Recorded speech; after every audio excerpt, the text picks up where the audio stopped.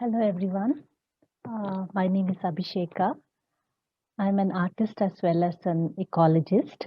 I have a background in wildlife rehabilitation, wildlife research focused on birds, and also nature education. Welcome to this session on taking down field notes. So, what is the most prominent feature that we all tend to notice when we step into the forest? Mostly trees, sometimes a big mammal. Depending on the season, we may come across pretty flowers or colorful fruits that may compel us to take a closer look. As naturalists, you will notice many more things in detail, say birds flitting around in the trees, tiny mushrooms, and camouflaged frogs hidden in the forest floor, plenty of small insects flying around, and so on. What is it that we do when we spot something interesting? We spot We stop by and watch, take some photographs, and then move on. How long do we spend time with these life forms that interest us? Say about 5 to 10 minutes. What if you slowed down and spent some time with the subject that caught your attention? What if you sat down, paid attention to the tiny details, sketched, and made notes of your observations? You will not only carry back memories that can be cherished for a lifetime, but you will also notice an improvement in your observation skills because you stayed in the present. Your sketching and writing skills will develop over time and you'll begin expressing yourself effortlessly. So, how do we go about making field notes? First and foremost, note down the date, time, and location.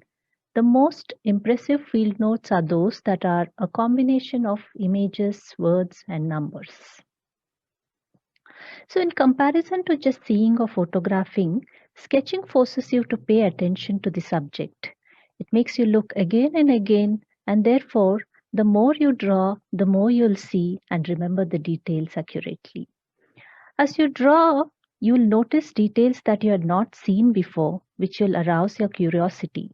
Drawings do not have to always be pretty or perfect. Draw for the sake of documentation.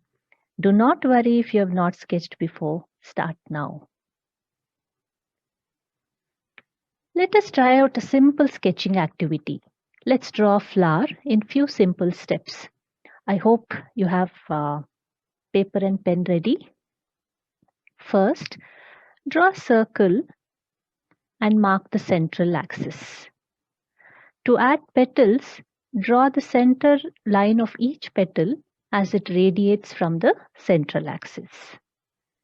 Now draw petals around each of these lines and then draw the final details of the petal. Finally, draw the sepals and also the reproductive part of the flower, like the pollen which is in the center. Wasn't that easy? Try and draw many different kinds of flowers around you and notice how similar and different they are from each other. The flower that you just drew now was from a Singapore cherry tree. If you also like to learn about how to sketch a bird in few simple steps, you can go to this YouTube channel of Early Bird and you can learn from the recordings of my earlier sessions. Now, when you did the sketching exercise, you must have noticed that drawing requires patience. Unlike photography, where you can capture a bird in few minutes, drawing involves deep observation. It will push you to notice in detail the shape, color, and behavior of plants or animals. For example, if you're focusing on a plant, while drawing the leaves, you'll remember whether that species of plant had a symmetrical leaf or asymmetrical. Uh, like here, you see asymmetrical leaves of neem tree and rain tree.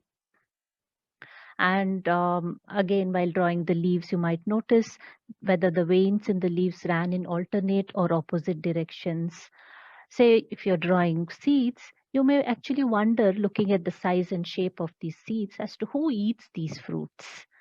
Or the question may arise in your mind as to why the seeds are shaped in a certain way. Why are they heavy or papery, tiny or large, brightly colored or in reds and yellows or dull green? You will start noticing the texture and patterns in nature. You will realize that not all trees have similar bark, nor do all leaves have similar texture. Some trees have rough bark like this tree shown here, which is also resistant to fire.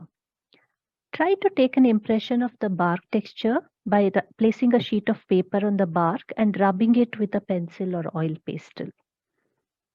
There are several species of trees with a smooth bark which also peels off like paper, like this example shown here. Can you think of such some a tree that is very familiar to us which has similar peeling bark? What about the guava tree? Have you tried feeling the bark of this tree? If not, try it out. We as naturalists like to watch snakes and photograph them, but have you ever noticed how the scales on a snake's body are arranged? Or have you looked at the arrangement of spores on the bottom side of a fern? If you ever get a chance, don't miss looking at the spores under a microscope. You do not require special drawing skills to capture these designs and patterns in nature. Just draw what you see in your own style.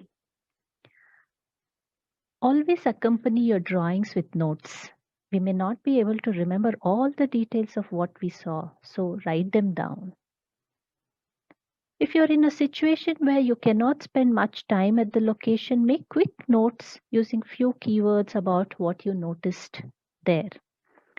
If you have enough time in hand, try and describe in detail as to what was going on in a way that you find comfortable and in the language you're fluent with. If you heard sounds, jot them down, write about the weather, describe the surroundings. While making these notes, you may come up with several questions. Write them down.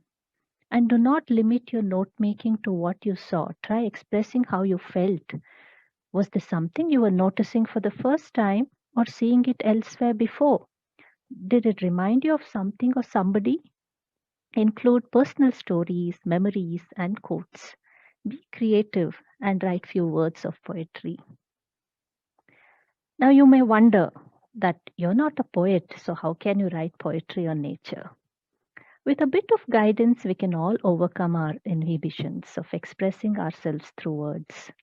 Let us try an exercise now to bring out the poet in you. Use a language that you're better able to express with. I hope you're ready with your paper and pen again. First, before you start writing your poetry, think of a wild animal that you feel very close to, an animal that way reflects your personality or qualities. Once you have thought about this animal, in your first line, write down the name of the animal. So, the animal that you feel very close to, write the name of that animal. In the second line, write two words describing its qualities. So, since you connect to these animals, there might be qualities in these animals that are special and that. So, describe in just two words, not more than two words.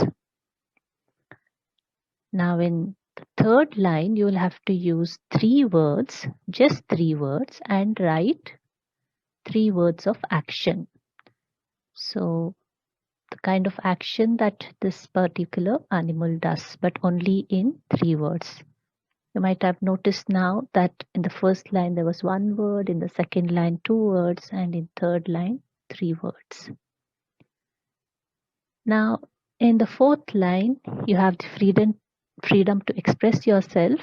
So use four words and describe what or how you feel about this this animal. Sorry. It could be just four different words or a sentence. So write about how you feel about this animal. So if this animal is your favorite animal, there should be something about this animal that you really like or connect. So write, express your feelings for this animal. And in the final line, try and replace the name of this animal with another word. Maybe you could also try giving your own name to this particular animal. Now, once you're done with this exercise, try and read out this 5-line poetry aloud to yourself and also try and share it with other people. Now, was it too hard to write a poetry? I hope you'll start practicing this and writing more and more poetry about nature. Now, last but not the least, do not forget math. You must have noticed wildlife researchers taking down numbers in a data sheet. That is to make sure that the data that they collect from their observation in the wild is accurate. So count the number of plants or animals you saw. It could be a flock of birds or a herd of mammals. Even if you saw a single tree or an animal of a particular species, mention that number. Include information about the height of a tree or a length of a snake. Try and use tables to add these numbers so it is easy to take a look at the overall information. Such accurate data collection can also be used for scientific investigation and contribution to citizen science project. So here are few examples of field notes. So you can see here how there are both sketches and some notes. So these are done quickly. So there's not too much description, but very quick description of what was happening there or how the leaves and flowers looked. And then you can notice that the date and time is mentioned, the location is mentioned, and on the left here you can notice how many trees were there, and here the weather, that it was raining. So apart from being useful to science, taking down field notes also has several personal benefits. It teaches you to be patient, makes you curious, and builds a sense of wonder towards the natural world. It develops a deep connection and compassion towards nature. So always carry a notebook when you go to the field, and I understand that being walking in the forest, you'll have a lot of gear to already carry. So try and you don't have to carry too many things, but just like a notebook, a pen, a pencil will be enough. And if possible, carry a set of color pencils. If you have the time, you can, sit and color too. And if again, if you can pick up a small magnifying glass, it will be nice to, so that you can look at flowers and insects and many other tiny things in detail and try sketching them. So I hope this session will inspire you to start taking down field notes.